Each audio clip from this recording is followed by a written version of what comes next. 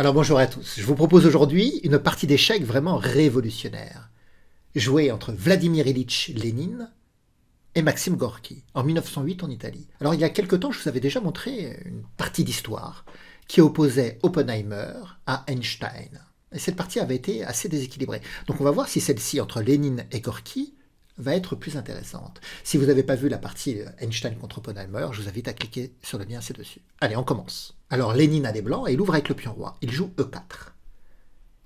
Cavalier F6 joué par Gorki. C'est ce qu'on appelle la défense Alekhine. D'ailleurs, Alekhine était un russe avant d'émigrer. Et l'idée de cavalier F6, c'est d'attaquer bien sûr le pion de 4 et d'attirer le centre blanc pour mieux l'entourer et le contre-attaquer et le détruire. Un peu comme les Russes ont fait dans différentes guerres, notamment avec Kutuzov contre Napoléon. On avait attiré la grande armée de Napoléon pour la détruire par la suite. Et donc, ici, Lénine, il a tiré. Il va jouer E5. Alors le cavalier vient D5, D4, D6 est joué, C4 repousse encore le cavalier qui vient en B6 et F4. Donc le cavalier s'est fait chasser en F6, en D5 et il a atterri en B6. Il est passé de l'aile roi à l'aile dame. Et pendant ce temps-là, les blancs ont imposé un impressionnant quatuor de pions. Ils ont été attirés au centre.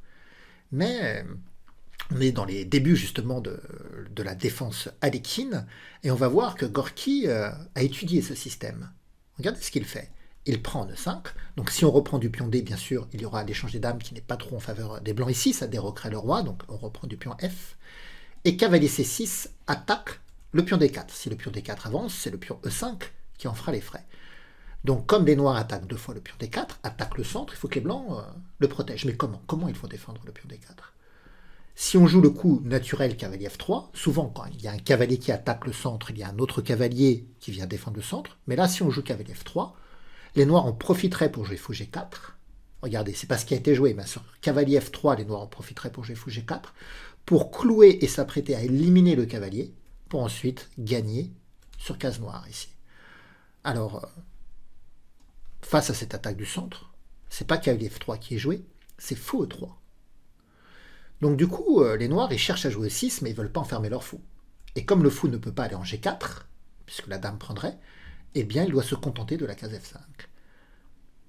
Cavalier C3, E6, cavalier F3, et finalement, les blancs sont parvenus à tenir leur centre. Fou E7, fou E2. Les deux joueurs roquent.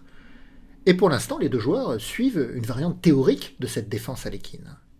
Et là, Maxime Gorki joue F6. Et c'est là que Lénine va dévier de la théorie. Habituellement, ici, on prend en F6. Alors certainement que Lénine n'a pas voulu prendre en F6 parce que ça implique le fou à l'attaque du pion en D4, mais il est suffisamment protégé, on le protège 3 fois, et puis habituellement on joue dame D2 pour libérer la case D1 pour que la tour puisse venir défendre le centre. Mais là, face à cette attaque sur les cases noires, sur le pion E5, sur le pion D4, il y a beaucoup de pression quand même sur les cases noires du centre. Lénine, il va se permettre de jouer cavalier H4. Lui, ce qu'il veut, c'est éliminer le fou de case blanche. Et on va s'apercevoir que c'est une mauvaise stratégie ici. Alors, il y a eu la prise en E5. Donc, il prend le fou de case blanche. Il était venu là pour ça, en fait. Donc, la reprise. Et là, il joue D5. Et on va faire une petite pause sur cette position.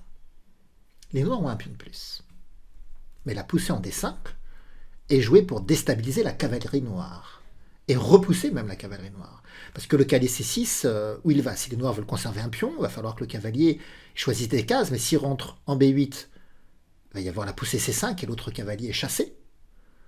Si le cavalier vient en A5, on peut chercher à jouer C5 ou peut-être B3 d'abord puis C5 après. Si le cavalier vient en B4, là on ne peut pas vraiment jouer C5 parce qu'il y aurait cavalier prend B5, les deux cavaliers et la dame attaqueraient. Mais on peut jouer A3, repousser le cavalier pour jouer ensuite B4, chercher ensuite à jouer C5. Et finalement, on place mal la cavalerie noire, on la repousse, on prend l'ascendant avec la structure de pion et on évolue. Donc, c'est ce que cherche Lénine avec cette poutre CD5.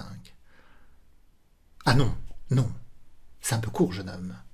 Parce qu'il y a une autre voie, une autre idée que va utiliser Gorki ici. Il va rendre le pion en venant en D4. Bien sûr, les blancs sont capables de prendre le cavalier après la reprise et reprendre de la dame, et ils auront bien récupéré leur pion. Mais pour cela, ils vont devoir se départir de leur fou de case noire. Et ça va mener la partie vers un combat de fou de couleur opposée. Un combat très tranchant. Parce qu'on va attaquer avec une pièce de plus que l'autre ne pourra pas défendre, bien sûr. Donc après, fou prend cavalier, c'est ce qui se passe. Pion prend, dame prend. Lénine a récupéré son pion. On a l'impression qu'il a une certaine assise centrale. Mais on a ce combat de fou de couleur opposée.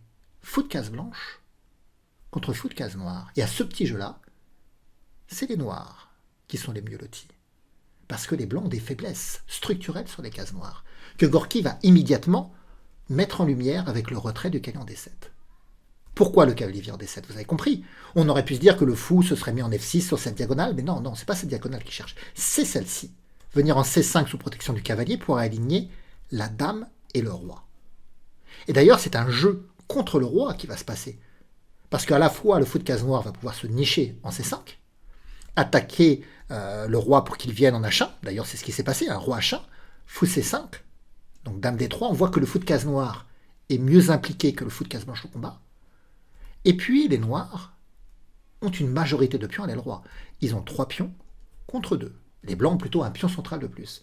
Donc tout indique qu'il faut jouer contre le roi blanc. Et Gorky achemine ses pièces. Dame G5. Le pion F5 était attaqué, donc on vient aussi doubler la défense. Ici, Lénine joue cavalier B5. Il vient taquiner le goujon, il vient taquiner le pion C7. Mais Gorky, il n'en a cure du pion C7. À la limite, si le cavalier vient en C7 à un moment donné, le fou pourrait aussi aller en D6, attaquer le cavalier et se mettre à attaquer le pion H2. Pion H2 qui va être pris pour cible. Et Gorky joue tour E8. Il mobilise une de ses pièces qu'il ne jouait pas avec l'idée de rentrer en E3. Et là, Lénine, il va jouer fou F3 pour éviter cette incursion de la tour en E3. Mais tour E3 quand même d'ailleurs. La tour rentre en E3, donc la dame recule en D2. Tour F6, ça paraît après tout pas si idiot, parce que la tour pourrait venir en H6 ici. Mais ça va laisser une contre-attaque et que Lénine va d'ailleurs bien commencer à effectuer. Il joue B4. Il veut justement repousser le fou. Sur fou D6, il n'hésitera pas à éliminer ce fou de case noire. Donc le fou vient en E7. Et là, Lénine craque. Il va faire cavalier prend C7. Il va quand même se faire attirer par ce pion C7. En réalité, la meilleure idée aurait été le coup D6. Donner le pion ici. Pour essayer de museler le fou de case noire de l'adversaire et au contraire de libérer les cases blanches. Parce que si le pion prend, eh bien le fou, on va plus en entendre parler pour un petit moment. Si c'est le fou qui prend, eh bien le cavalier pourra éliminer ce fou. En même temps, il y a l'ouverture de la diagonale, la libération de la case D5 qui permettrait de faire échec, de prendre ensuite le pion B7, de revenir en C8 pour essayer de contre-attaquer sur le roi. Donc ça, c'est un coup très positionnel. Mais c'est pas ce que va jouer ici Lénine. Il va prendre en C7. Et donc tour H6 arrive, avec la menace dame G3 maintenant. Cavalier E6. Attaque la dame. Essaye de déstabiliser la dame de la protection de la tour. Mais dame G3. On menace, dame prend H2 mat, et on profite évidemment du clouage sur la colonne. Donc H3 est joué, et là le fou de case noire revient au combat. Fou D6, menace, dame H2 mat. Et on voit que le fou de case noire, il est triomphant. C'est très cruel d'ailleurs pour le fou de case blanche, cette comparaison de fou. Alors roi G1 pour éviter le mat en H2, mais tour prend H3, et abandon. Abandon de Lénine, parce que comment peut-il faire face à la menace de mat qui va arriver? Tour H1 échec. On va vouloir sacrifier la tour pour attirer le roi en H1, et ensuite mater avec dame H2 mat. On pourrait aussi envisager dame H2 échec pour que le roi vienne en F2, et faire tour prend F3 mat, puisque le pion G2 serait alors cloué. Donc là, il y a deux manières d'essayer d'imposer de mat, et Lénine abandonne. Voilà, une partie d'une petite trentaine de coups, avec une défense aléquine, bien menée par les deux joueurs. Ils ont suivi une variante théorique, jusqu'à ce moment-là.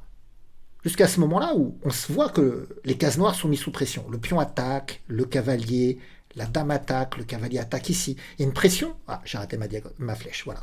Il y a une pression qui est exercée sur les cases noires. Et en plus, le roi blanc est plutôt affaibli par la disparition du pion F2 sur la diagonale noire. Et que va se faire Lénine? Il va jouer cavalier H4 affaiblissant ses défenses sur case noire, parce que le cavalier F3, il protégeait les cases noires du centre, pour aller s'emparer du fou de case blanche. Et donc on a vu la prise en E5, cavalier prend, pion prend, D5, et là, les noirs rendent le pion venant en D4. Parce qu'après, fou prend, pion prend, dame prend, les blancs récupèrent leur pion, mais ils ont perdu leur fou de case noire. Et là, ça va faire très mal. Cavalier D7 avec la menace fou C5, et on voit que maintenant, c'est un problème pour les blancs. Les noirs ont une majorité de 3 pions contre 2 à l'aile roi, et ils vont avoir un fou de case noire qui va pouvoir mener le combat contre l'aile roi à travers ces 2 diagonales, alors que le fou de case blanche n'arrive pas à jouer.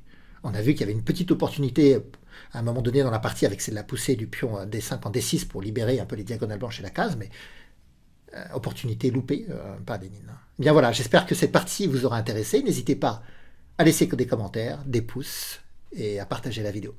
Au revoir à tous.